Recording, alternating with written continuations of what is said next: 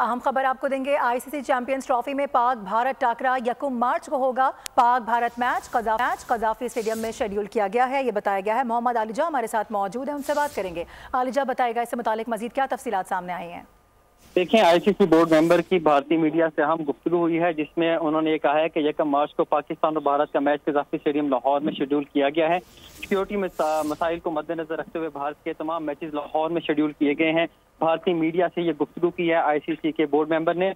Pakistan cricket board ने draft schedule कबल ICC को भेजा था। ड्राफ्ट शेड्यूल के मुताबिक ग्रुप ए में पाकिस्तान और भारत समेत न्यूजीलैंड और बांग्लादेश को रखा गया है। ग्रुप में ऑस्ट्रेलिया, इंग्लैंड, जनूबी अफ्रीका और अफगानिस्तान को भी रखा गया है।